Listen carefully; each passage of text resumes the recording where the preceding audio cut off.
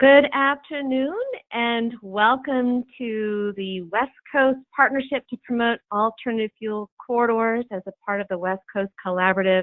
This is our Alternative Fuel Infrastructure Corridor Coalition, and today we are talking about medium and heavy duty infrastructure needs and opportunities for Washington State.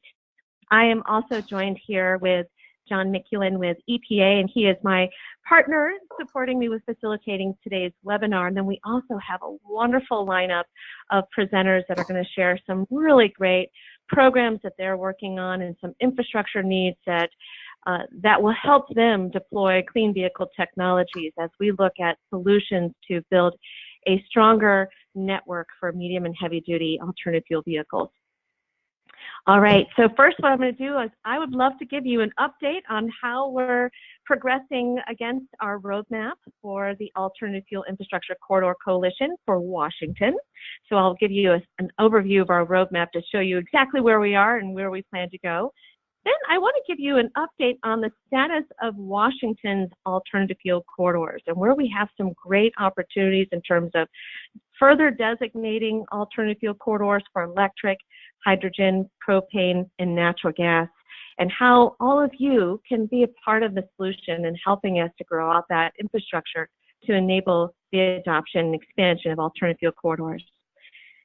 Next, we'll also then give you a nice overview of our great presenters for today, and then I'm going to let them take over the show because they have a lot of great information to share, and they're going to be important partners in this process as we're trying to gather information from you to understand what infrastructure needs you have, what funding resources you're going to need in order to help you with development and implementation, so that ultimately that will help inform our regional strategy as we look to coordinate across states to promote alternative fuel corridors. And then lastly, following our presentations from our presenters, we would love to engage in a discussion. Now we do have a pretty good lineup of our presenters today, so I'm hoping we can at least get 10 to 15 minutes of good discussion with today's webinar. All right, so what you see here, you can see we've made some good progress. We have had a series of 4 webinars as a part of our efforts to work with our Washington stakeholders and our Washington champion group.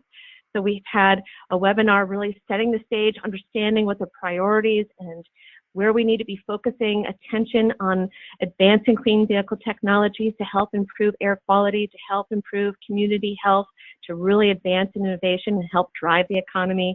Then we had 2 really great webinars focused on the technologies and infrastructure. So we learned about the gaseous technologies, so natural gas and propane technologies for medium and heavy duty applications. Our 3rd webinar focused on hydrogen and plug-in electric technologies. Both webinars, we had great presenters really sharing with us what emerging trends do we see in terms of where technologies make sense, what are some important infrastructure considerations, what can we expect in terms of deployment, and who are the partners to collaborate with as you're evaluating the technology you're interested in deploying in your clean fleet. And then today, now we're going to roll up our sleeves and get to work. Today we're going to be focusing on, okay, so we've had a really good overview of the priorities where we see some great partnership opportunities. We've talked about the technologies. Now we really need to understand what are those infrastructure needs in order for us to help build out our alternative fuel corridor network along the West Coast. So what's next? So following today's webinar, what we want to do is we want to then work very closely with you. We now want to take all of your feedback, understanding your needs, really have an opportunity to speak with you, learn about the important work that you're doing, learn about the technologies you're looking to deploy and what infrastructure needs you might have, as well as what type of funding resources could really support you in advancing and deploying that infrastructure.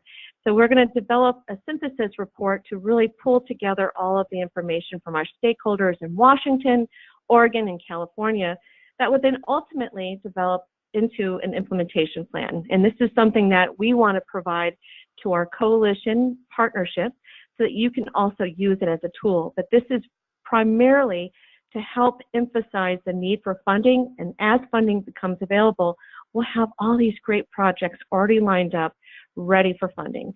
So we really want to help bring this regional partnership together to grow out the alternative fuel corridor network. And we believe by pulling together this strategy and this plan, it will help us to do that successfully.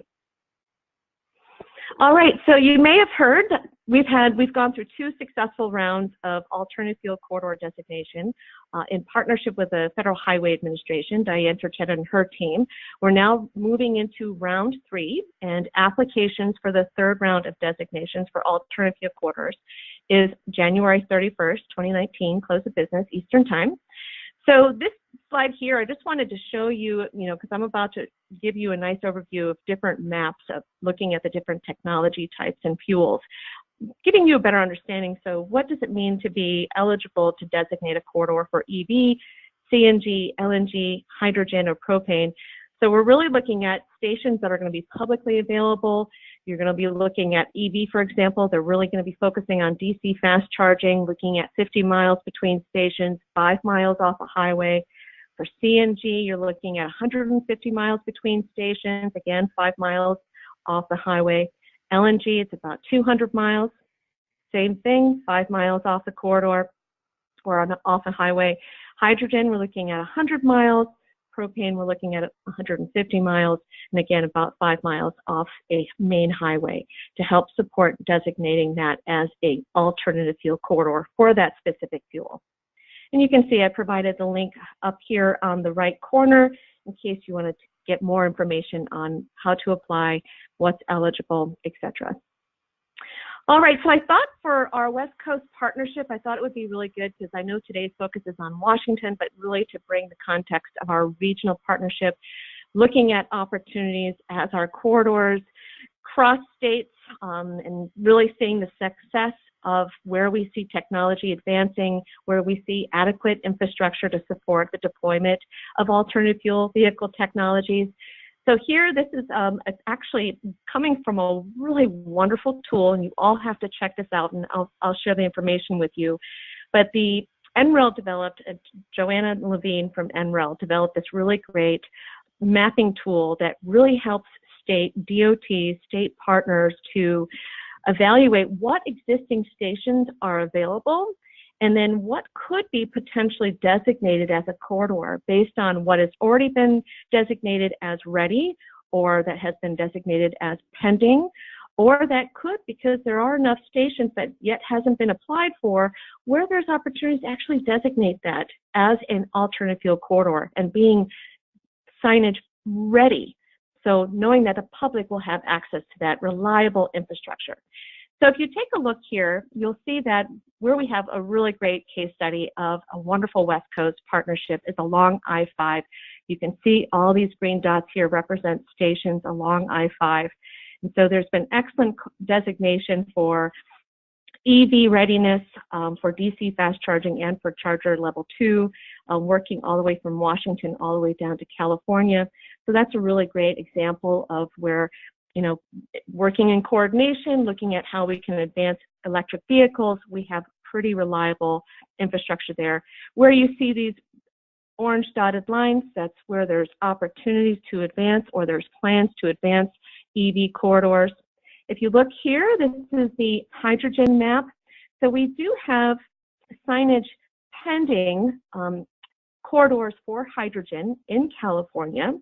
So what that means is we may not have, in terms of the distance between stations, enough stations to really say that it's signage ready.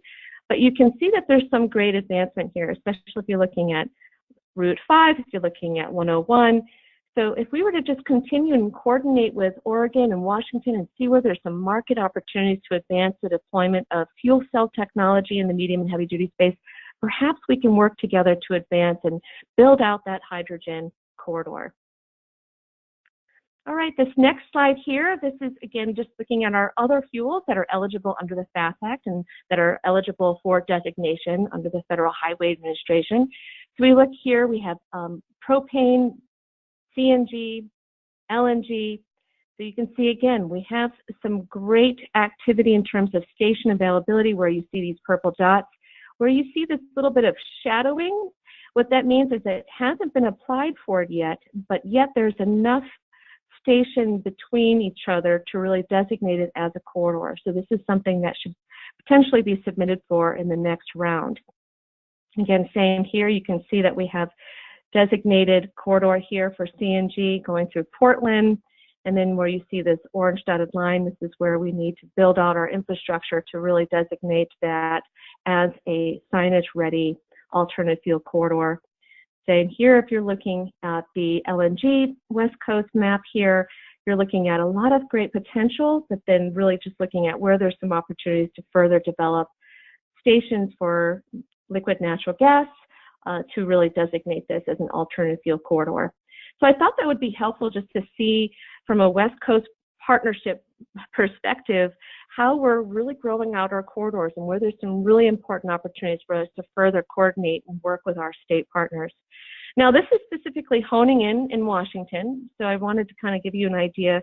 And based in terms of where we're seeing activity, we don't see a lot of activity in hydrogen right now, so that's an opportunity for us to be working together to see how we can further develop and promote and build out infrastructure to help enable hydrogen fuel cell technologies. But if you see here, there's a lot of great activity with electric vehicle corridors in Everett, Seattle, Tacoma, going over to Olympia. Then where you see this again, kind of this outline around the 80 corridor here, great opportunity to designate that in the next round as an EV-ready corridor. All right, and then you can see, you can kind of get the drift of what I'm trying to show here in terms of where there's just really great opportunity. Again, propane, we see along I-5 for a good segment there. For natural gas, we see some opportunities with I-80, with Route 5, same thing with LNG. So again, I thought this would be a helpful tool to just kind of really bring home the message that we really are taking great steps to build out our infrastructure to make alternative fuel vehicle fueling and charging available to our stakeholders, and why it's so crucial for us to hear from you and to figure out what do we need to do to work together to further build out and designate these corridors. And I just wanted to provide this information to you, Joanna Levine, who developed this amazing tool. If you have any questions regarding how to use it, or if there's specific questions that you might have, Joanna's just a wonderful person and definitely can point you in the direction you need, as well as I have 2 web links here, the station locator that really basically just, if you're looking for a station, it'll help you locate stations by state, by specific zip code. It's a pretty awesome tool in terms of helping you evaluate and identify stations, as well as for looking at corridor potential. All right. So today's objectives, what we want to do, so now that you've got a nice overview of where we've made some great progress and where we still have some good work to do, what we want to do is we want to hear from our partners who have come to us today to give us an update on what they're working on and to really share their perspective on the goals that they have to advance clean transportation, what are some infrastructure needs that they might have, as well as, what are some resources and what partners can they really count on to help them move their project forward. And then our last opportunity here for us to be working together. So how can the coalition, the Alternative Fuel Infrastructure Corridor Coalition, help these partners to advance their goals? So we have a wonderful lineup of speakers today. We have representation from ports, from industry associations, from transit fleets, and from state agencies who have really put a thoughtful remarks together to really give us information on what are some important infrastructure needs. And so we're going to go ahead and start off with Jason Jordan, who is the Director of Environmental Programs with the Port of Tacoma and the Northwest Seaport Alliance. All right, Jason, I will hand it over to you, my friend. Hey, thanks so much, Alicia. I appreciate that. Hopefully everyone can hear me. I was just curious, I'm looking on the screen. Is there a way to get a sense of who all is on the webinar, just out of curiosity, before I get going? Yes, you can. So if you go to your little administrator toolbox here on the right, you'll see attendees and then you'll see staff. Since you're a presenter, you'll see both. If you click on attendees, you should be able to see the wonderful participants in today's webinar. Got it. For some reason, I just see I see attendees 34 of 100 or 1,000, and then staff. I see the staff names, but I don't see the attendees. But that's okay. No problem. I'll get going. I don't want to bog this down. So, thanks everyone for the time and the opportunity to present. This was something that just kind of came onto our radar, so we're always pleased to be a part of this and recognize we play a role in this process. So just a little bit about the Seaport Alliance. Again, forgive me if this is old news to you. We've been going at the Seaport Alliance now for about 3 years, but that's where the ports of Tacoma and Seattle got together and said, hey, let's combine forces when it comes to moving cargo, container terminals, and put that under one management structure. So we still report back to the home ports of Seattle and Tacoma to do anything, but they've really turned it over to the Seaport Alliance to manage the gateway from a domestic and international container terminal perspective, and so we're here representing that. So effectively, that means that we're the kind of like the land manager for those properties, and so really looking at opportunities to streamline our resources, streamline our investments to maximize container movement throughout the gateway. So a little bit about what's going on in the South Harbor. Most of you know that Tote Marine calls in Tacoma. They are one of the main carriers that calls to the state of Alaska. They have partnered with Puget Sound Energy to develop a LNG facility here in Tacoma that's under construction and finalizing some of the permitting associated with operating that facility. So we're pretty excited about that. That facility will supply the fuel for the tote vessels that call to Alaska, and because they're within the 200 nautical miles of the emission control area, they were looking for alternatives to ECA compliance, and they elected to go with LNG as a fuel source. So we're pretty excited about that. That process is underway, and the vessel conversion's underway to support that operation. And it's my understanding that PSE is looking for other opportunities around LNG. This is approximately an 8 million gallon liquefaction plant, and we're recognizing that Tote's going to take about half of that. They're saving some for peak shaving, which means on the coldest days of the coldest months, they'll be able to put some back into the system to heat homes and businesses. But I believe there's other opportunities for PSE, and we're anxious for them to develop those relationships and see what they can do to expand the use of LNG, particularly in the maritime industry. Other initiatives around the Seaport Alliance, we have, as we go in and redevelop our container terminals, we're always looking for opportunities to do things once and more cost effectively. So all of our recent terminal modification projects have included making our terminals shore power capable, which means the conduit's in place to run the infrastructure for future shore power.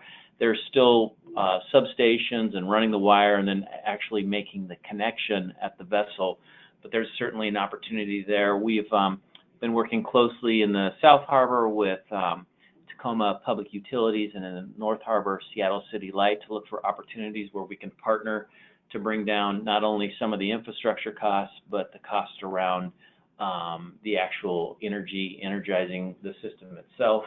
I will say that Tote does use shore power today, so that's kind of exciting, where when they call and are at berth, they do plug in and don't run their engines, which is kind of a neat thing. We want to see that as a model for all of our international facilities going forward, at least in terms of, if it's not shore power, the same emission reductions.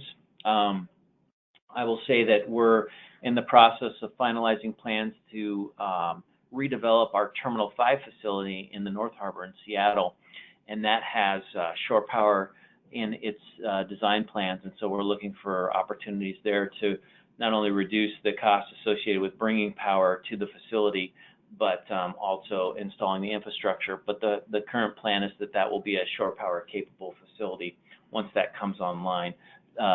Date yet to be determined.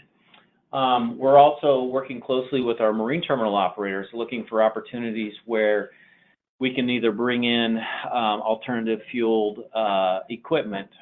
Obviously, a lot of that right now, they're looking at electric. And so we're having some conversations with them. We're piloting some electric yard trucks that we anticipate coming to our gateway in early 2019. And so they want to evaluate those, not only from what they can manage in terms of moving cargo, but how best to suit those on our facilities. So, do we need multiple plug-in stations in various areas, or do we want a centralized maintenance area where these types of equipments can kind of come and charge? So we're really trying to work with our marine terminal operators to figure out what's the best approach. Is it small? Is it incremental? Is it large scale? And how best do we do that such that they maximize their efficiencies while moving cargo? Lots of questions around that. Lots of questions, and we're anxious to get going on that.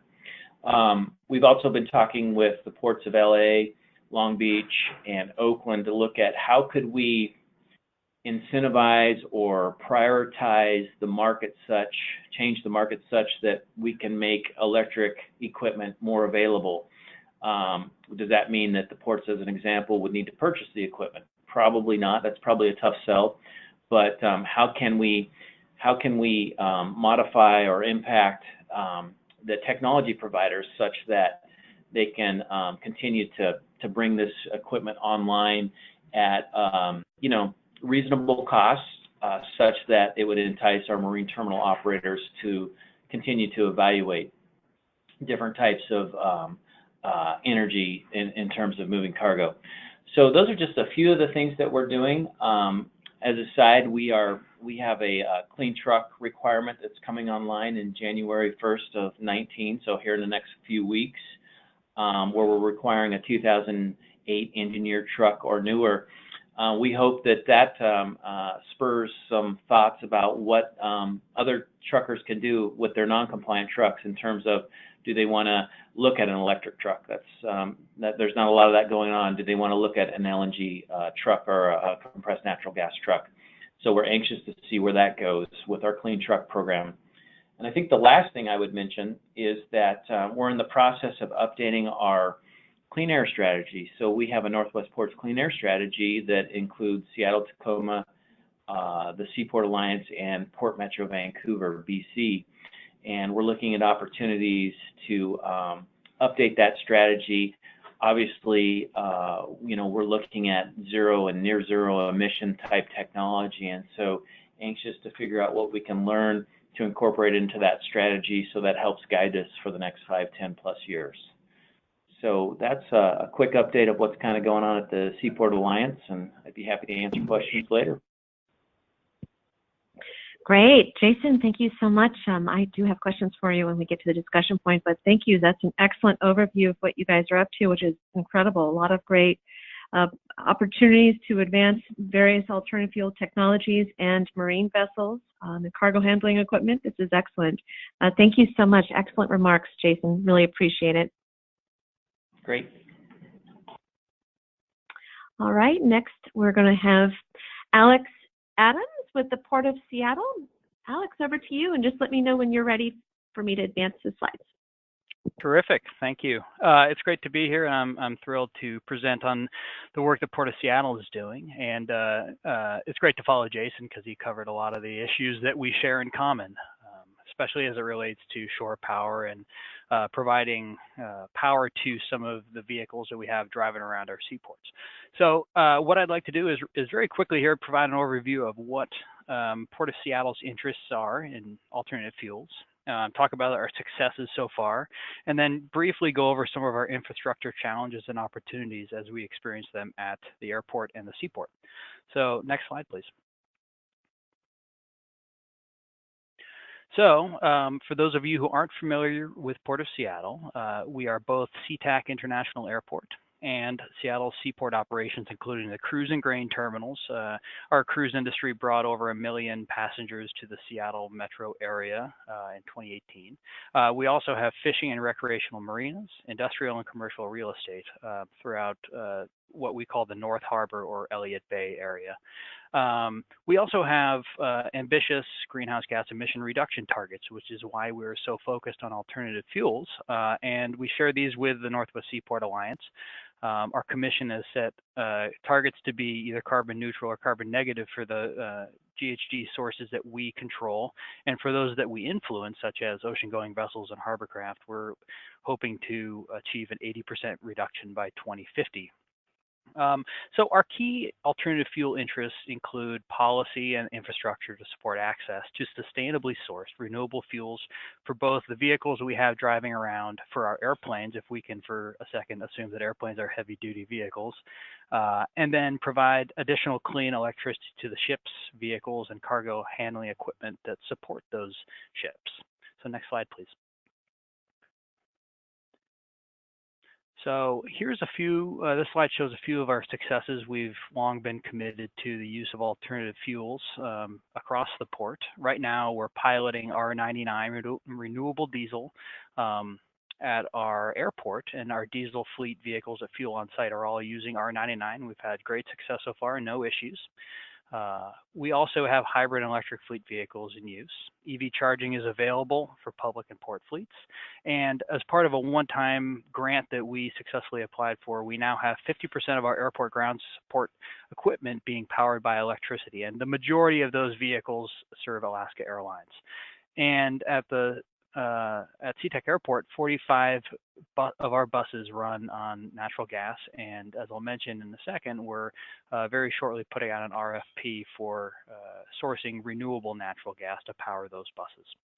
At our seaport, Jason covered a lot of these issues, but we are very committed and interested in shore power and increasing the utilization of shore power and expanding access to shore power for cruise ships. Currently, 2 of our 3 cruise berths are shore power capable.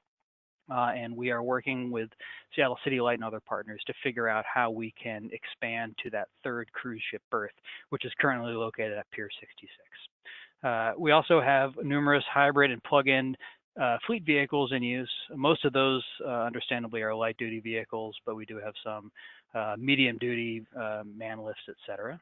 We have, for a number of years, used B20 in all of our diesel fleet vehicles fueled on site. And just like many other jurisdictions, EV charging is available for both the public and port vehicles at many of our port-owned facilities. Next slide, please. So some of the infrastructure challenges that we see, and I'll start with the airport, is that, as I mentioned before, we don't have direct control over many of the uses or many of the fuels that our tenants use, and that includes the airlines. So moving the industry towards sustainable aviation fuel is challenging for a variety of reasons. The first is that there's a limited supply of sustainable aviation fuel in the world, and so part of the opportunities that we see is to increase in-state production or production in general of sustainably sourced aviation fuel. The second is that there's an incremental cost associated with that fuel, and for a very cost-sensitive industry like the airlines, you can understand how more expensive fuel is almost a non-starter for some of those. So the port has long been committed to legislation that promotes a low-carbon fuel standard in Washington, and we've supported in the legislature in the past. We're hopeful that we'll continue to see movement in that direction in future sessions. We're also very interested in sourcing renewable natural gas, and we would preferably like that for our buses, but also for our terminals, which are gas-fired. And finally, we do have a suite of electric ground support equipment, as I mentioned. That presents some challenges because that charging infrastructure is unique to the equipment and is unlike any other equipment used for light-duty vehicles. So there's not really any redundancy there. It would be terrific if in the future we could find some sort of standard charging protocols that we could use in more than one type of vehicle. And I think next slide, please.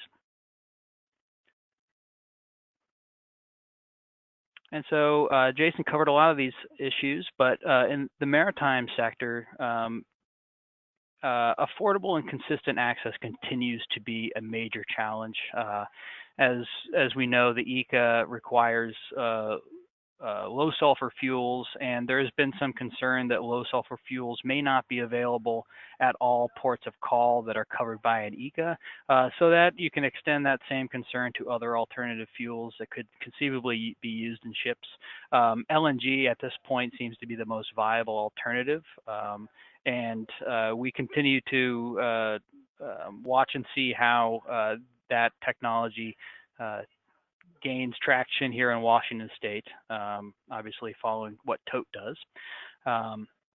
And also, just like the airlines, the higher cost associated with alternative fuels, at least for the use in ships, is a major issue. And many shipping industries or shipping companies are reluctant to spend that incremental cost because of the volume of fuel that they use. You can understand that it would have a major impact on their bottom line. So our interest continues to be in providing shore power as an opportunity to have direct influence over how ships use fuels while they're at berth. And we've been working closely with our partners and with Seattle City Light to come up with a coordinated approach to provide shore power in as many locations as possible. And so I think in summary that covers more or less Seattle's interests in Port of Seattle's interest in alternative fuels, and hopefully we can all continue to work together to increase access to the suite of alternative fuels in the future and make significant reductions in emissions. So I'm happy to answer any questions at the end. Thank you.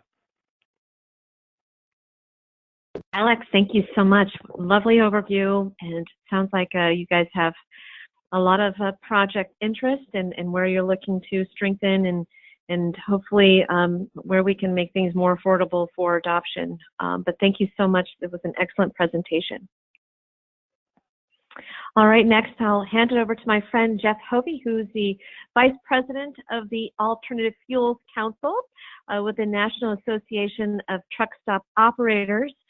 Jeff Howe has been a great partner as the Federal Highway Administration and our EPA team have been evaluating opportunities to expand partnerships and looking at how we can further encourage the adoption of alternative fuels at truck stops and where that makes a great business case potentially for medium and heavy duty trucks. So, Jeff, would you like to share your perspective on your goals through the Alternative Fuel Council and how this partnership can help you and your members? Sure. Thank you, and thanks a lot, Alicia, for asking me on the panel. It's been great. The first two panelists touched on a number of great topics that are good segues to some of the stuff that we're working on. My background started in about 2007 under the Renewable Fuel Standard. So a lot of what we do and what we're looking at for travel centers and truck stops is, how do we fit new technologies, new low carbon fuels into these locations that are, basically real estate available for new clean technologies, and how do we make those decisions? How do we determine is there end users that are requesting it? Is the capital cost that goes into the new infrastructure? What's our ROI going to be? So we're always looking at any type of incentives that can help industry, go down the path of introducing or bringing on new clean fuels. So obviously we're very heavy into biodiesel, and ethanol. Renewable CNG is obviously growing quite a bit across the United States. In 2010, we started, looking at and working within California's LCFS program, and shortly thereafter, Oregon. So, and so all of these programs that I'm talking about are all really incentive-based when it comes to the retailer and the end user.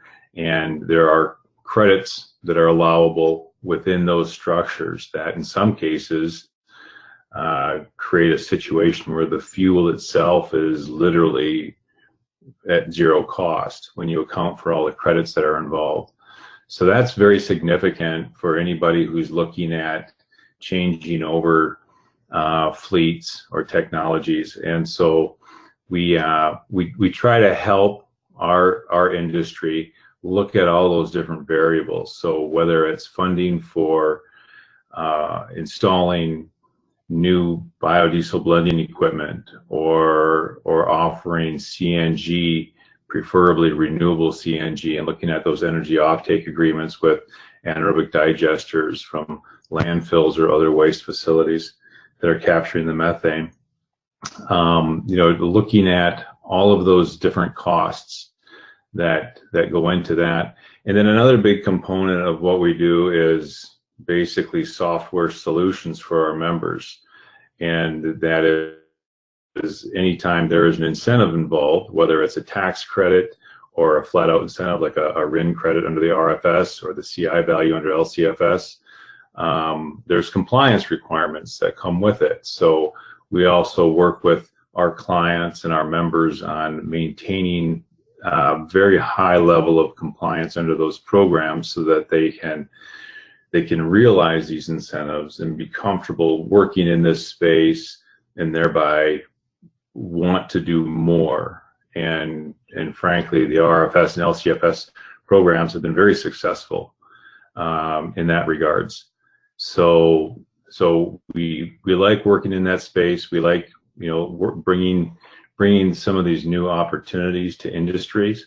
What we see in our industry is that if you don't start working in these new type of clean fuel frameworks, a lot of times you're operating at a competitive disadvantage because you are not accessing these types of credits and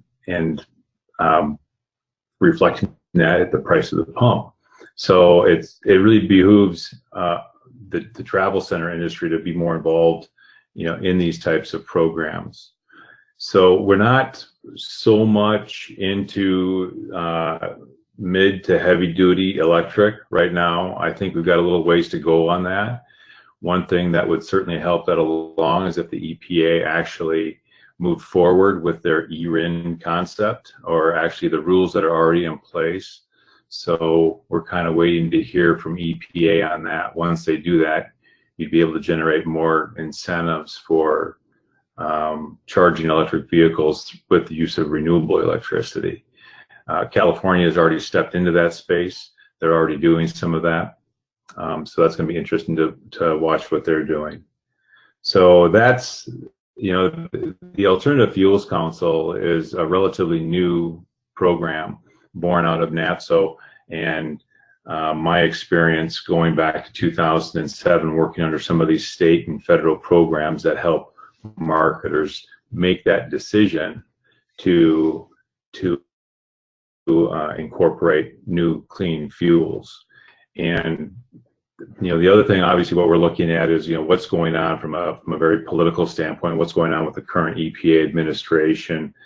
What are we looking at for CAFE standards? What about the maritime sulfur rules that are going to be hitting us? What's that going to do to the impact of supply on ULSD and pricing as such? So, there's a lot of things going into the equation that we try to keep an eye on. And in my opinion right now, there's enough going on there where renewable CNG really should be getting a hard look right now. If somebody wants to control some of their fuel line item expenses for a fleet, I think it's a good avenue to go down. And that's really what we do. And so I'm looking forward to hearing more of the presenters, and I'm already picking up a lot. And I'll try to keep my mouth shut when it comes to ports, because I'm sitting in Iowa and there's not a lot of ports in Iowa, so I'll listen to what you guys have to say. So with that, I think I'm done, Alicia. Wonderful. Thank you, Jeff. And you've been truly great. Thank you so much for being a part of our program and for sharing your perspective, and for all the good work you're trying to do with your members through the Alternative Fuels Council. We're happy to support you in any way. So thank you, Jeff, for being on today. Thank you. My pleasure. Wonderful. All righty. Next, we have Sherry Call, who's the Executive Vice President with the Washington Trucking Association. Sherry, thank you so much for joining us. Hi, can you hear me? Yes, Can you you hear sound me? great. Oh, good. Okay. Yes. Thank you. Thanks for having me. Just actually sitting here listening, and both Jason and Alex just realizing how much affinity we have sitting here in Washington State. I mean, actually with Jeff as well with the truck stops. But we are currently working on objectives actually with the Northwest Seaport Alliance to find ways, creative ways that we can reduce congestion both in and outside the ports. And so we as an organization and our members are in that space anyway, the intermodal segment of the industry have come to recognize that we operate under several industry constraints, and to add congestion not only hurts our bottom line, but also it adds to the pollution that are in those congested areas. So we're hoping to move forward on some good creative solutions that we can start to do now. In addition to that, I think Port of Seattle, I'm not sure if Alex is aware that we have a member that was recognized by the Port of Seattle in 2018 as a result of the clean truck program that he mentioned earlier. Our member kind of went above and beyond by creating or purchasing an entirely diesel free fleet, which in my mind was very good for me to see, because I'm being told it's just not possible, So, he is really an innovator. He has a small fleet of 7 trucks, and they are completely diesel-free running LNG trucks. One of the things that makes that possible for him is that he serves the local area ports of Seattle and Tacoma, and his shop where his trucks are parked is about 4 miles away from LNG fueling station. So he's not large enough that he has on-site fueling, but he has access to fueling. And from what he tells me, he would be able to operate those trucks over the I-90 corridor, but his concern is there is no access to fueling on that corridor as of yet. So we do have a keen interest as an organization in advancing proliferation of alternative fuel vehicles in Washington. Just understanding the state of innovation and where our members are, we feel like there's a lot of uncertainty about what will emerge as the primary alternative fuel source in the state of Washington. And I think that's what probably makes your job so hard, is actually knowing which direction to focus. Will it be natural gas? What is the future of natural gas? We're talking for Class 7 and 8 trucks. Will it be some hydro hybrid, or will it be electric, or a combination of all of those? And so you have to be thinking in terms of infrastructure as far as what will emerge as the industry's next technology, which is something excuse me, that we keep our eye on constantly. And just to have a little bit of an understanding about our membership base, trucking in general, I don't think any state is any different than the state of Washington, but one of the things that we witnessed is the fragmented nature of the trucking industry during the implementation of the Clean Truck program. We are a very small business nature industry. We do have our large carriers who have a diversity of vehicles and have the opportunity to be innovators in the space of alternative fuels. But for the most part, 97% estimated are companies that have fewer than 5 trucks. So you can see that it's a very, very fragmented industry. Our members have concerns with, first of all, penciling out the return on investment of an alternative fuel truck, and on top of that, the secondary or resale market value of those trucks. And so as far as small businesses go, they have a lot to consider. We do have, again, large businesses that are already playing in the space of smaller courier type trucks that are electric, who have all electric trucks, who have created their own charging infrastructure because those trucks are parked overnight. So they have that opportunity. And honestly, from my perspective, I'm I appreciate the fact that we do have members that can play in that space and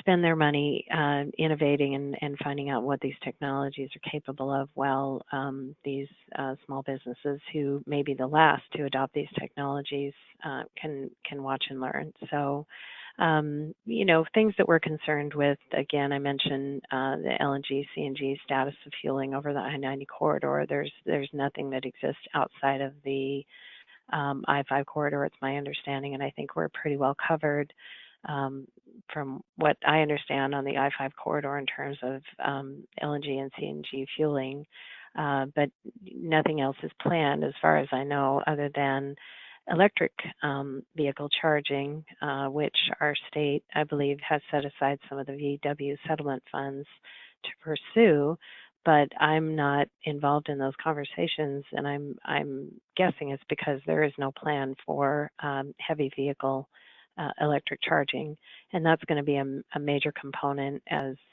electric Class 8 trucks come online, is not only the availability of charging stations, but the speed in which they charge. So kind of watching that and feeling like we're kind of in a chicken and egg situation, because, as I mentioned before, those trucks, while they're in development, are not yet on the market, at least in America, as far as I know. And every time it seems like we hear of a success story with a municipality or someone else that's deployed a large electric truck, then it's followed by some kind of story that the trucks are actually not capable of what we thought they were capable of in terms of range and how long they hold their charge. And so, it's, again, those innovators are paving the way for the rest of us and creating those experiences that we can all learn from. So let's see. As far as partners, we have been in discussions with the Northwest Alliance for Clean Transportation, who is promoting renewable natural gas. I don't see that we have any problem with supporting that mode of fueling, but again, will natural gas be supported socially in the long run? It seems like Tote Marine is all in on natural gas, which I think is a great thing. We fully support that. But we're not sure what the future is going to be for trucking again. And so just watching that develop every day as the trucks become more and more available. And just out of this conversation and sitting here listening, hoping that there's some manufacturers on the line and ability to build more partnerships with associations such as ours, so that we can collaborate and keep abreast of what technology is developing, so that we can help promote the right infrastructure for that technology. I don't feel like there is enough of a conversation going on about what will actually be the technology of the future for fueling Class 7 and 8 trucks. And I don't have the answer for that, but I'm happy to start those conversations with anyone who might be on the line who is interested. So that's kind of, us in a nutshell. Again, fragmented industry. We do what we can. We tend to oppose things that have been mentioned before, such as low carbon fuel standard, which basically add to our costs, but really give nothing back in terms of highway improvement or added capacity for the highways. We feel that there could be a lot to gain in trying to reduce the number of vehicles on the road, or in terms of sorry, I've lost my train of thought, but in terms of larger vehicles that are more productive. And that's about all I have. I'm happy to answer any questions when it gets to it. Sherry, thank you so much. And I think that's exactly, part of this partnership. We want to bring partners to you, and we do have a number of OEM partners on the call today. So definitely when we get to the discussion point, would love to ask them to share their perspective on how they can help you. But certainly, Sherry, we have great access to a number of the emerging technologies and manufacturers for advanced vehicle technologies and fuels. and happy to connect them with you and your association so that your members can be more informed about all the latest techs and where they're proven successful and important considerations, etc. So thank you so much. Really wonderful having you on our call today, and wonderful remarks. I was busy taking lots of notes, and so thanks again, Sherry. All right, thank you. All right, next I would like to introduce Danny Ailu from Seattle's Metro Zero Emission Fleet of King County Metro, and a dear friend of mine who also moved to West Coast recently. Danny, go ahead and take it over, my friend, and let me know when you're ready to advance slides.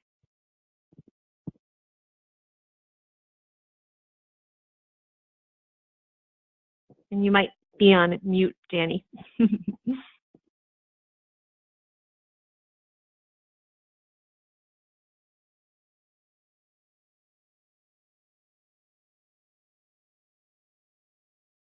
Danny, you still might be on mute.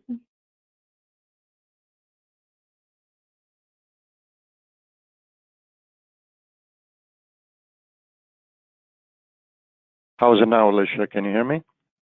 Yes, you sound great.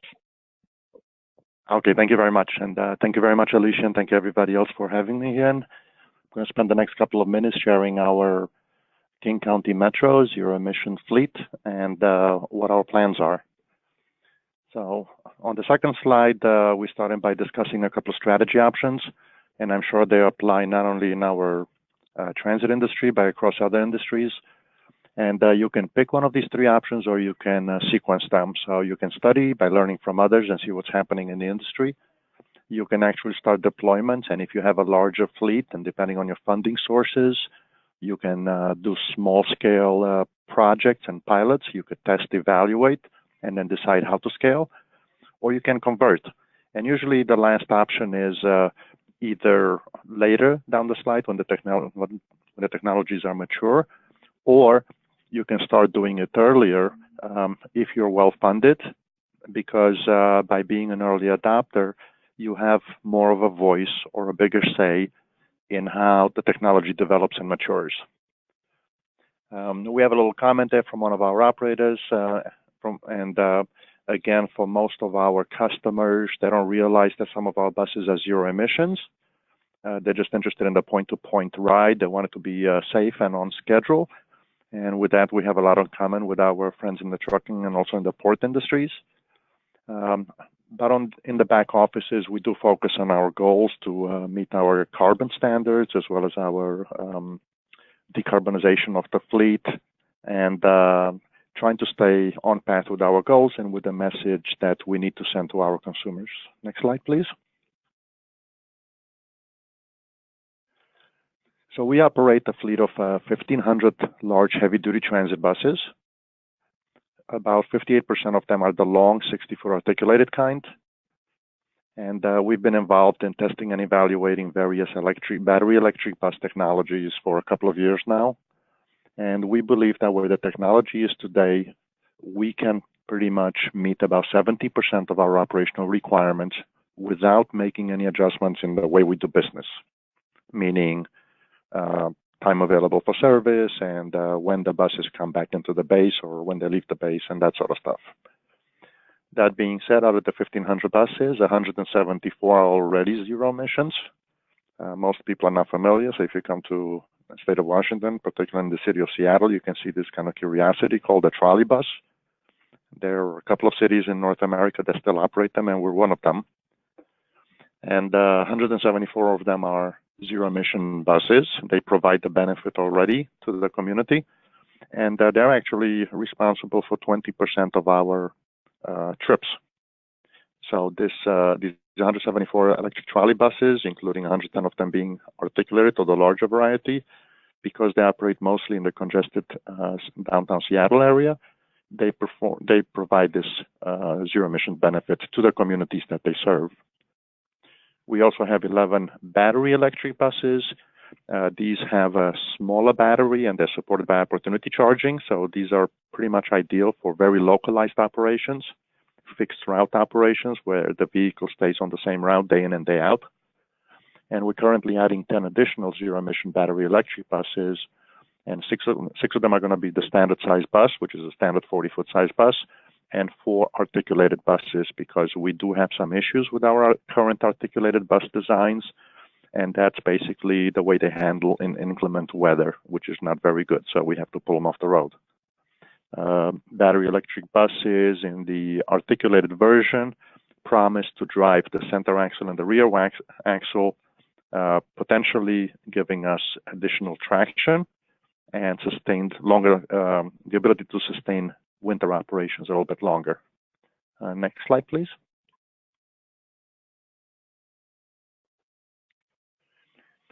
So you've heard the previous presenters, and I think everybody in the heavy-duty space has similar challenges. And the infrastructure required is a little bit more challenging than it is for cars. And you can kind of see the anxiety or the hesitation that bus or truck operators have in terms of basically converting whole scale at this point. We have to determine, how do we electrify a base? How do we electrify a bus terminal? And do we have any other transit hubs or any other location where we can install chargers? Currently, for heavy-duty buses and trucks, the charging scheme comes from each manufacturer in its own flavor. So you're currently purchasing the vehicle as well as the charging infrastructure from the same supplier. This is not a place where we're happy as a transit agency. We prefer to divorce the infrastructure from the vehicles. We like to purchase the vehicles with competitive procurements on the open market, and we like to have the infrastructure handled separately, and the infrastructure needs to be vehicle agnostic. That being said, and if there are any other questions later, there is a working group in the Society of Automotive Engineers.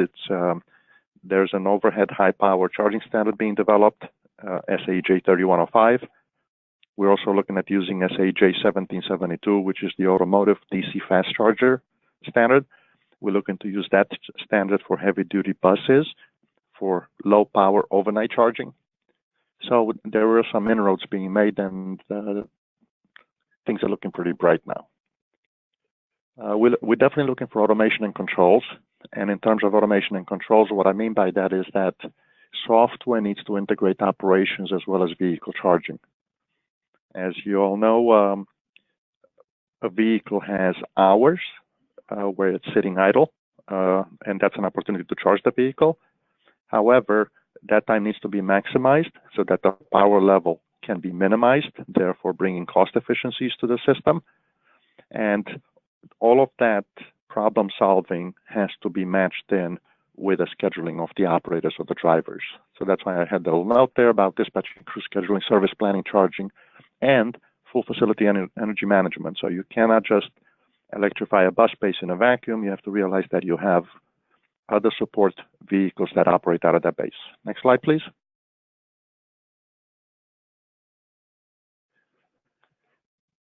So we're working very hard with Seattle City Light, Puget Sound Energy, as well as local, state, and county agencies to make sure that we align our goals for greenhouse gas reductions, for decarbonizing our fleet, also for trying to see if we have synergies in terms of finding a secondary life for batteries. Batteries that are removed from buses, cars, or trucks could have as much as 70 to 80% effective state of charge remaining. And secondary life for energy storage upstream or downstream of the meter could be quite valuable. Again, in the state of Washington, I think you see this focus on electric or battery electric vehicles because a large portion of our electricity is generated from renewable resources, primarily hydropower right now, but also with solar and wind coming online. Next slide, please. So our electric bus ecosystem is pretty compact, pretty complicated. It includes the utilities, includes the bus and manufacturers, as well as the manufacturers of supporting charging infrastructure. We also have a water taxi that we operate, a streetcar, and we also have our partners, Sound Transit and Community Transit, and the two utilities that we purchase energy from. So with that, I think I would like to close it to leave a little more time for questions. And again, I want to thank Alicia and John very much for having me here. And I look forward to an interesting discussion. Wonderful. Thank you so much, Danny. Excellent overview. And thank you so much I appreciate all the presenters making the connection on how there's a lot of commonalities between challenges, but if we're given the opportunity to talk about them and learn from each other, we can overcome them. So thank you so much. I really appreciate your presentation today, Danny. And of course, I know you've been working in this area for quite some time and have a lot of expertise to share. So thank you very much. All right, next up we have Peter Moulton, who is a Senior Energy Policy Specialist with the Department of Commerce and Washington State Energy Office. Over to you, Peter. Great. Thanks, Alicia. Yeah, today I'm just going to provide a quick overview of the work we've been doing to characterize potential sources and volumes for renewable natural gas around Washington State and the different policy frameworks that are driving that exploration. We started looking at this about 5 years ago in conjunction with our neighbors here, the Washington State University Energy Program. They conducted a study for Western Washington Clean Cities on the use of biomethane in transportation a few years ago. And then last year we partnered up, if we get the next slide, please. We partnered up on a report to the legislature that came out just by exactly a year ago. And some of the key findings at that time were that, you know, the existing anaerobic digesters that we had on dairies around the state, for example, and also some of the wastewater treatment plants and landfills that were generating power. What we found, not surprisingly, that because we had a very early renewable portfolio standard for our electricity supply in Washington, is that the power sales model was basically mature, that there wasn't a whole lot of interest in renewable energy credits or power purchase agreements with anaerobic digesters, and that the real market was increasingly in transportation because of clean fuel standards in Oregon and California to the south. Also discovered that there were a lot of incentives that we had previously in place that had either expired or were dated in some way. Definitions were incorrect, no longer current. That there was a real need to have a regional conversation around quality standards for pipeline injection in order to facilitate development of renewable natural gas, and that the overall policy framework was, shall we say, unresolved around where we're going with natural gas and transportation. So next slide, please.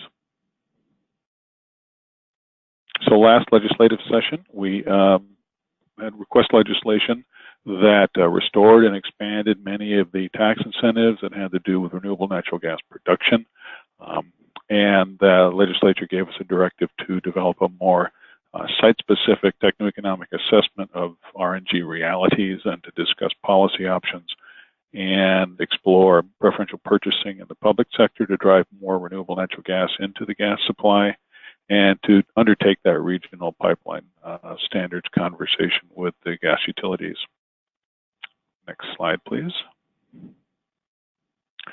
So the first thing we did was to try to get better data about the various sources of organic wastes and how they're currently managed. What does the infrastructure look like in terms of not just wastewater treatment and landfills, but composting operations, renderers, all kinds of other different, how do we handle our organic wastes right now that are generating methane? And then we started looking also at all the various feedstocks, huge array of different things from our hatcheries to renderers and large CAFOs and dairies to, say, tree fruit packers, distilleries and breweries. I'm just trying to think of stuff off the top of my head. Pretty much anything that had, you know, high volume, high quality feedstocks to be considered for anaerobic digestion. And we developed a GIS system to plot all these relative to the existing natural gas infrastructure in the state.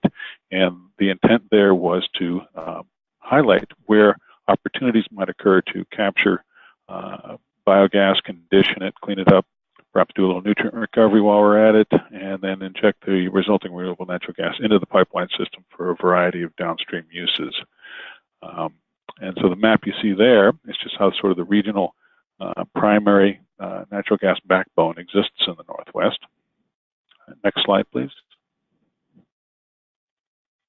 And so this image you see here is just one example of the many that came out of the GIS system that we put together. in the interest of time today, I didn't load up the presentation with a whole bunch of them, but the report that we're just finalizing right now, which should be out in a couple of weeks, you'll see a lot more data. This is just an example of where the larger dairies and dairies within relative proximity to other dairies, and then their relationship to the pipeline grid, and wastewater treatment plants of a certain size that had existing anaerobic digesters, as well as existing open operating landfills of a certain scale, where they all exist relative to the pipeline backbone. So just a quick example of where some of the lower hanging fruit might be for biogas capture. And one of the things that we discovered is that right now, the existing renewable gas that's being injected into the pipeline system, which would be the Cedar Hills landfill in King County, the South Treatment Plant in Renton, just south of Seattle, and soon the Roosevelt landfill in Klickitat County, that those large sources already represent about 1.5% of the current demand for fossil natural gas in the state.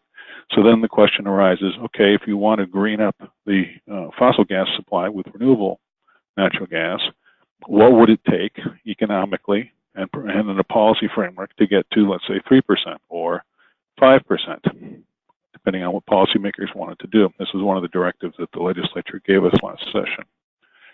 So what we discovered was that in the near term, you could get to 3% with about 30 projects or so of at least 500 standard cubic feet per minute. And so there were about 4 landfills that sort of made sense, and about a dozen wastewater treatment plants, and the next tier of dairies, and starting to capture some of the organics that are coming out of municipal solid waste supplies, especially as jurisdictions start to ban throwing organics into the landfills and try to find better use for them. And so partnerships with composting operations and so on. To get to a larger target of, say, 5% would require another 70 projects and a much deeper dive on all fronts. Many more landfills, many more wastewater treatment plants, another round of dairies, and so on and so forth. So a harder lift, but not impossible, but it's going to take more substantial investment. And then last slide, please. So the reason for doing all this, there are many, and a number of those were brought up this morning. The governor had a press conference up in Seattle where he rolled out his priorities for energy and climate policy initiatives for the coming session. And a couple of those are on this list here. So there's long been a conversation around adopting a clean fuel standard, or what's known as a low carbon fuel standard as well, since Washington is the only jurisdiction on the West Coast without one. And we would like to adopt one and have a common carbon market in the transportation system throughout the region. There's also conversation the Puget Sound Clean Air Agency is having that if the state doesn't adopt a statewide clean fuel standard, that they may adopt a 4-county regional clean fuel standard in the central Puget Sound area, which is a novel idea. Interesting one, controversial, but very interesting. The other thing that was announced this morning that the governor's interested in is what's called 100% clean. So while Washington has a very clean electrical grid, we do have some residual coal. Some of it's being phased out, some of it is not quite yet. But the idea being that we'd have a 100% clean electrical grid in the near future. And the only way they're going to get there is they have to figure out how they're going to mitigate the use of natural gas for peaking operations. And so advocates are saying, well, we can use renewable natural gas. And whether that's a realistic assumption or not is an open question, but it's part of the conversation.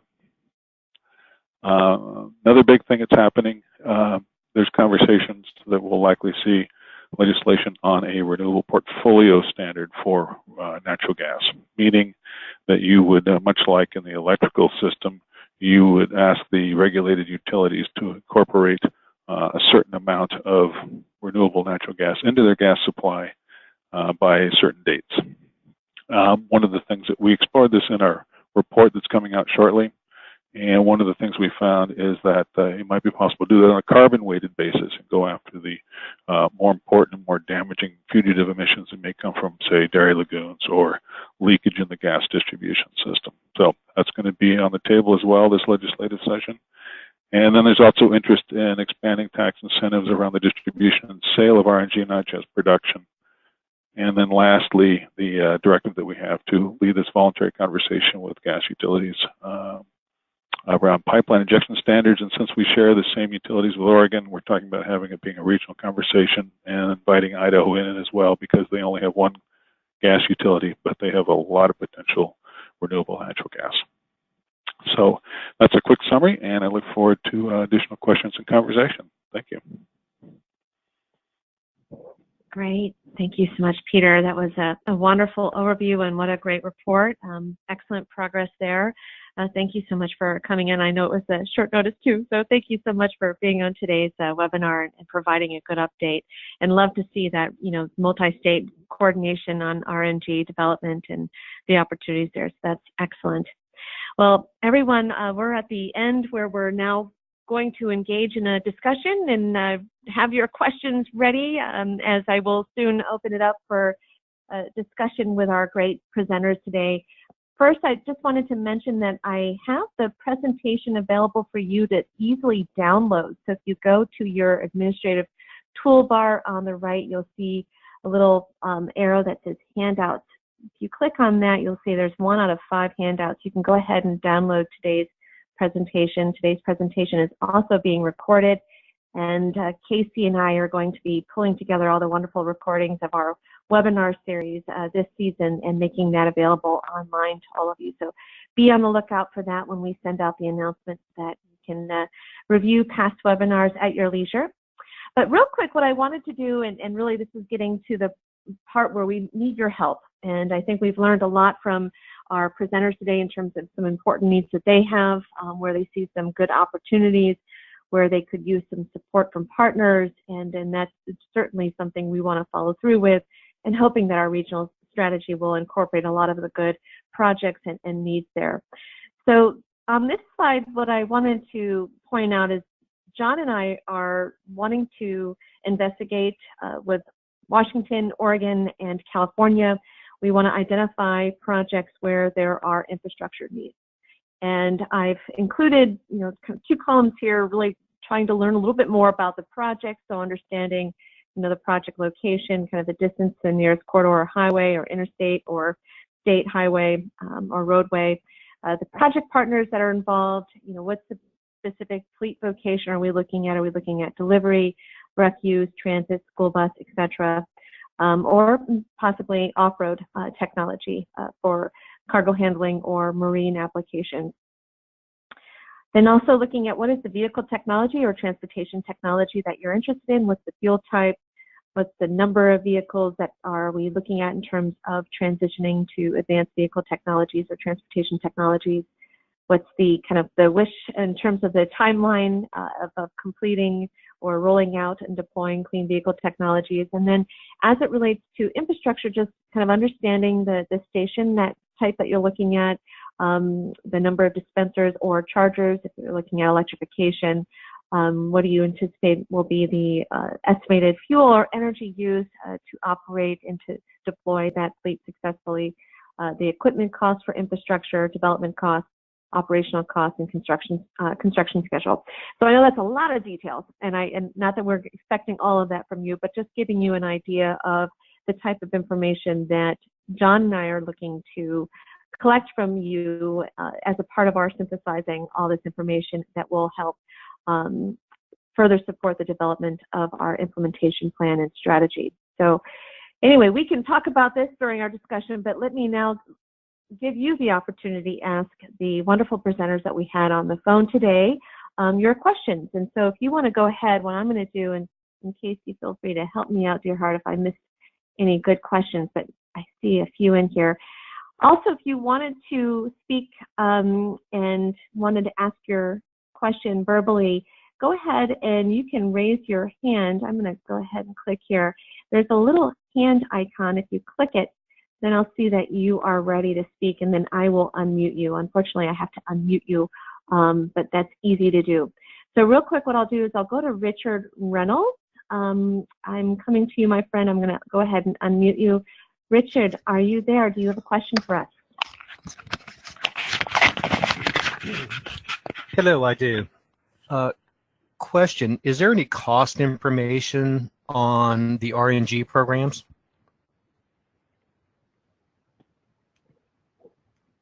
Which aspect of cost? Cost to produce, cost to... Yeah, what's the cost to produce compared to with how it would balance out towards just the fossil fuel market? Because cost is what drives everything. If people can't afford it, then we're going to have heavy subsidies. And for example, I reside in Seattle. We have a lot of poor people. We've got a lot of low income, a lot of homeless, and there's just not necessarily the money to pay for things. So my question kind of is, do we need $2 billion for RNG to equalize out with fossil, or 500 million? Well, at least in Washington, I don't think we're looking at trying to displace anything more than about 5% of the existing gas supply. So I don't have an answer for you on the 100%. But I mean, the basic rule of thumb that we're working with in terms of what attracts capital to develop RNG is something around $15 per MMBTU. It's kind of wonkish, but I mean, when you see the report when it comes out, we go into all of that analysis. The bigger question is, in many ways, if you're going to drive investment in a substantial amount of RNG production, which could, only be 3 to 5% of current natural gas demand. What is the policy framework that drives that, and how do those costs get socialized? That's sort of a broader question. So, do you, if the target is natural gas utilities and they rate base it, and so the cost is socialized, considering the scale, it's probably just relative noise, relatively speaking, in terms of cost. If it's more targeted, it's a different question. So it really depends on how you structure the business activity that you're trying to use to generate the RNG. But in other words, there's not a clear answer to your question, I guess, is what I'm trying to say. Depends on how you look at it. Great, thank you, Peter. All right, I have a question as it relates to hydrogen here. Is there any considerations for transitioning drayage trucks, yard tractors, and forklifts to hydrogen fuel cell technology, emulating the example of the Port of Los Angeles Zero and Near Zero freight facilities program? This seems like a natural regional solution given Kenworth's ZECT T680 300-mile range Class 8.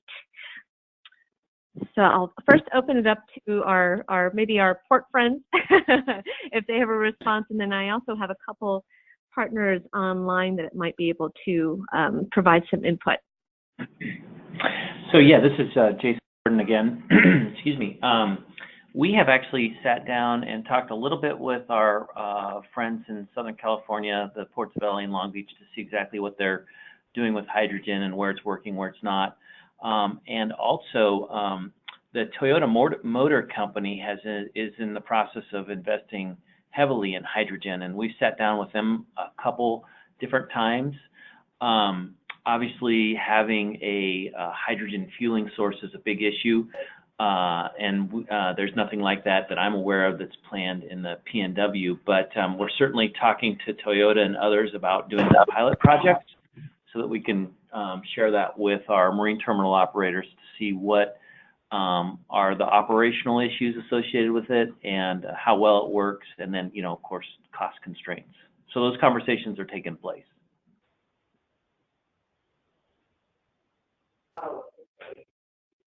Great. Thank you. And then I just took it upon myself to unmute a couple of friends online here, Alan Mace and also Larry Winnook from CalSTART. I know you both are doing a lot in the fuel cell space. Would you like to share your thoughts, Alan? Yeah, sure. Thank you, Alicia. And, we look at, so I'm with Ballard Power Systems. First of all, we're a technology provider. We build and we develop and manufacture fuel cell systems, and these systems go into heavy duty buses and, transit buses and trucks and everything. And the drayage industry that drayage application is actually one that's really well suited to hydrogen. And, you're right, you need the infrastructure there. And, that probably takes a commitment from the public, to build out that infrastructure. It's pretty well proven in California, at least on the light duty side, that once the infrastructure is there, the vehicles, are deployed. People love the vehicles. For drayage trucks, though, you just look at some of the some of the duty cycles that are required, and hydrogen is just a great fit there because you get really long range and fast refueling. There's no stopping for long periods of time to recharge.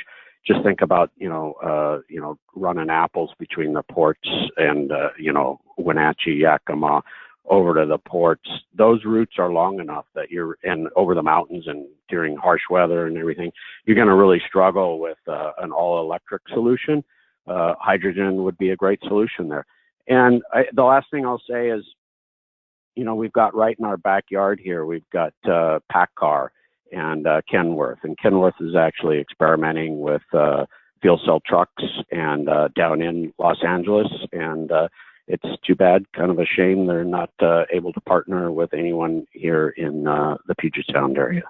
So it's a great fit, great application for hydrogen, and we'd love to provide information however we can to support this.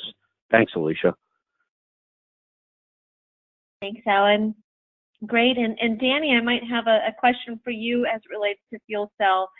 Question here is, what investigation has King County Metro done in terms of fuel cell buses? Thanks, Alicia.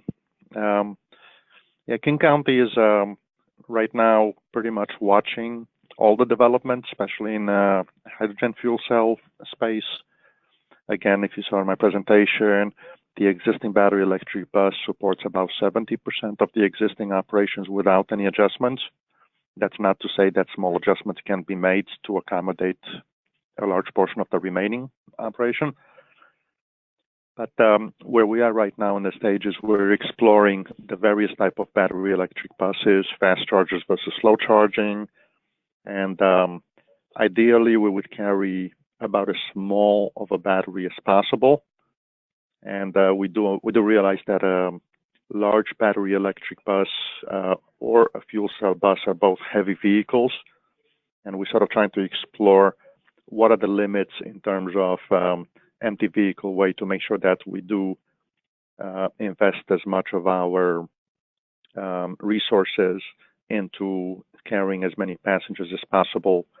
Unfortunately, we've been under a period of what we call maximum constraints. We have increasing ridership, which is sort of like a good thing, but the bad thing is we're packing the buses a little bit heavier, and that has various impacts on their life and durability and other things. So we're very excited that hydrogen fuel cell is one of the technologies available.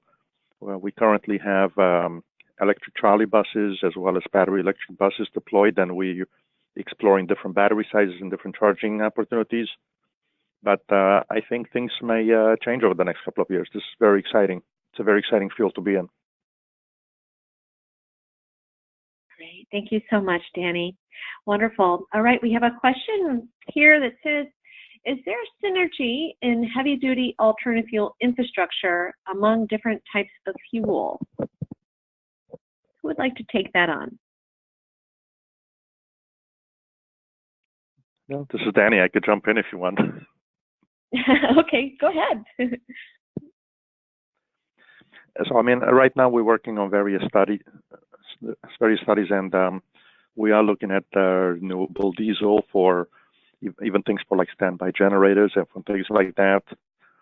A lot of people look at King County Metro as 1,500 buses, but we do have over 2,000 other vehicles we operate, including ride-sharing services in terms of cars and minivans. We have a large van pool fleet, and we also contract out for access or paratransit services.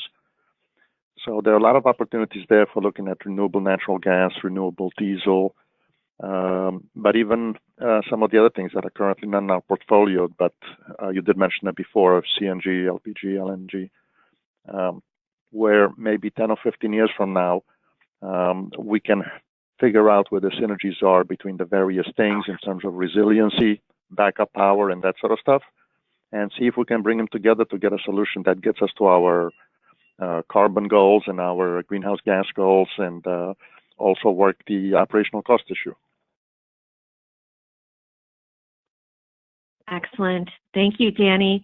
And I was thinking, John, just to add to that, one area of synergy is particularly with CNG and hydrogen, as compressed natural gas can serve as a direct feedstock for hydrogen if you have an on-site steam methane reformer. So if some of the RNG production goals that Peter was talking about could be married with CNG and hydrogen deployment, you would actually have a really nice marriage there, particularly given the fact that the demand for CNG is likely to be higher at the onset, and then you can scale the hydrogen production over time based on the availability of the feedstock and the capacity of any compression equipment that you would have on site. Say, for example, at a truck stop that would provide multiple different types of fuels for all different types of consumers. Yeah, Alicia, this is Alan. I just jump in real quick too and say that Trillium, which is part of the Loves family, you know, all the trucking companies will know them. So Trillium is actually doing that. They're trying to co-locate CNG and hydrogen refueling stations, and so they're kind of seeing the writing on the wall, like John has just mentioned. Yes, that's a great point, and even to the extent of energy storage and looking at renewable energy production at their Love's truck stop. So, no, that's a great example. And I was going to actually ask Jeff, as looking at truck stops and the opportunity to co-locate multiple alternative fuels, what your thoughts were around that.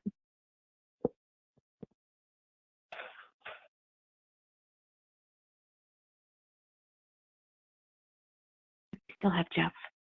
Oh, let me unmute you.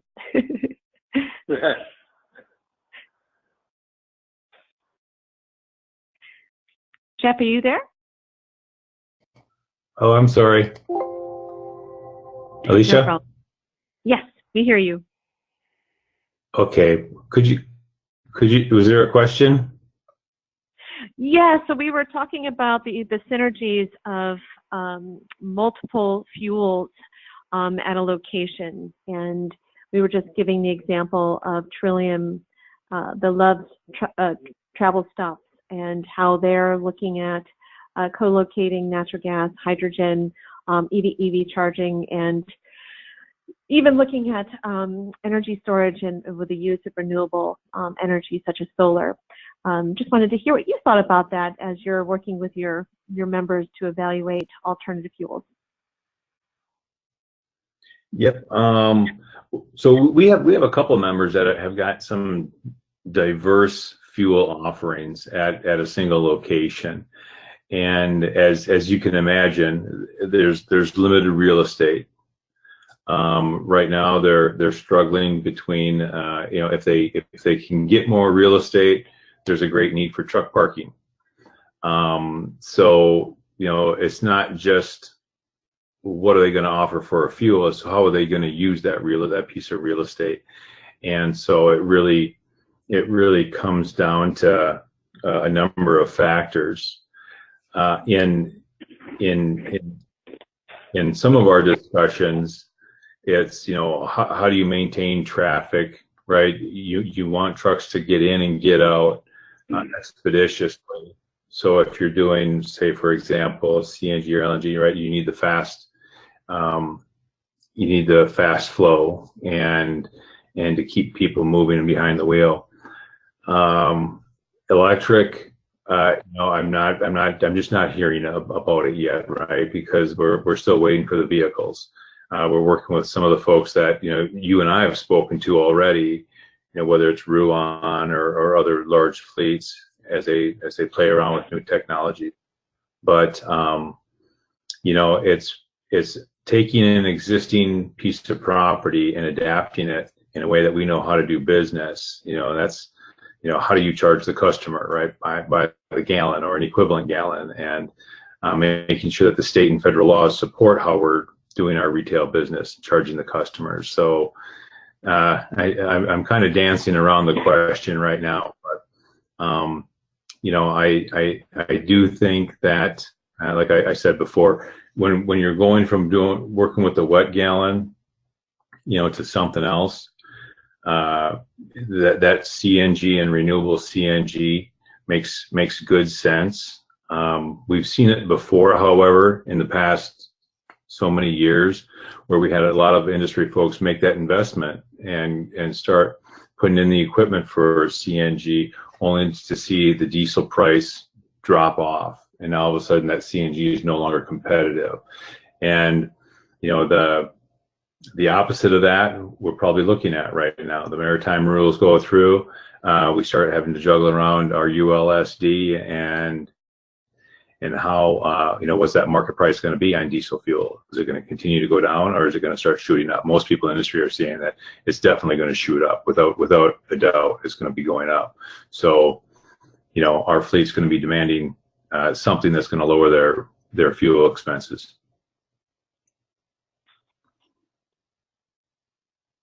Great. Thank you, Jeff. Appreciate your perspective there. Well, everyone, I'm acknowledging that it's 2:30, the close of our webinar time. I did want to hand it over to John. John, did you want to provide some final remarks, and maybe if you had one more question we wanted to get out before we close for today? Yeah, I mean, in the interest of time, no more questions, but I just wanted to say thanks for everyone who provided their insights and expertise today. Certainly from what was shared by our presenters, I think we have some pretty concrete opportunities that we'll want to probably follow up with them bilaterally on, particularly as Sherry noted on the I-90 corridor, wanting to drill down to see where some of those natural gas projects might be appropriate for development to realize the completion of that natural gas fueling corridors to enable her membership to go further into low emission natural gas truck technology in the near term.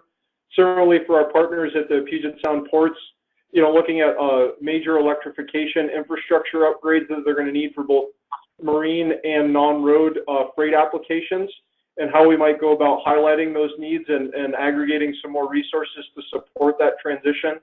The comments that Peter shared on RNG production and distribution, I think there's certainly an opportunity to highlight some of those needs and obviously some of the end-use distribution points that would be attached to those RNG production facilities. For King County Metro, and I'm sure other transit fleets throughout Washington as they embark on their transition to electrification of transit buses, opportunities for depot charging infrastructure, and highlighting the capital expense that will be required to allow those facilities to integrate those technologies into their operations.